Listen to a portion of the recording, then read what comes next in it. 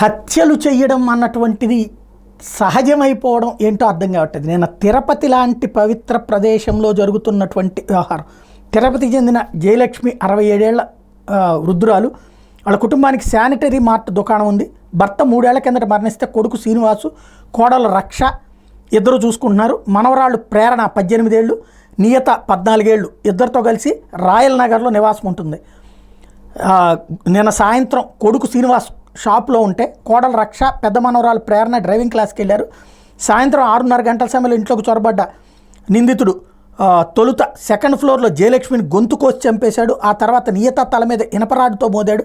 ఆ తర్వాత కిందకి దిగుతుండగా జయలక్ష్మి, కోడల రక్ష, పెద్ద మనవరాలు ప్రేరణ ఎదురుపడ్డారు. దీంతో ప్రేరణ మీద కూడా ఇనపరాడుతో దాడి చేశాడు. ఆ తర్వాత వాళ్ళ నుండి స్కూటీ తాళాలు లాక్కుని దాని మీదనే పరారయ్యాడు. దొండగుడి దాడిలో తీవ్రంగా గాయపడి నియత పరిస్థితి విషమంగా ఉండడంతో ఆమె నగరంలోని ప్రైవేట్ ఆసుపత్రికి తరలించారు. ఎస్పీ సుబ్బారాయుడు ఈ వ్యవహారాన్ని పర్యవేక్షిస్తున్నారు. ఇది గంజాయికి బానిస అయినటువంటి వ్యక్తి, వీడు ప్రేమోన్మాదంతో ప్రవర్తిస్తున్నాడు. ఆ యువకుడు కక్ష పెంచుకుని ఈ ఘాతుకానికి పాల్పడ్డాడు అన్నటువంటి విషయం తేలింది. 30-35 ఏళ్ల వయసు ఉంటుందని, తలకి టోపీ, ముఖానికి మాస్కు ధరించాడని, పారిపోతున్నగా చూసామని స్థానికులు చెప్తున్నారు. బాధితుల ఇంటి ఎదురుగా అద్దె ఇంట్లో ఉండే శ్రీనివాస్ గంజాయికి అలవాటు పడి జులాయిగా తిరుగుతుంటాడని, 3 ఏళ్ళుగా జయలక్ష్మి పెద్ద మనవరాలు ప్రేరణ వెంటపడి వేధిస్తున్నాడని చెప్తున్నారు. ఇప్పుడు అతనో కాదో తేలాలి. నాయనమ్మ జయలక్ష్మి కూడా పలు సందర్భాల్లో యువకుడిని మందలించినట్టు చెప్తున్నారు. అయినా వేధింపులు ఆకపోవడంతో ప్రేరణ ఢిల్లీలో ఉంచి చదివిస్తున్నామని చెప్తున్నారు.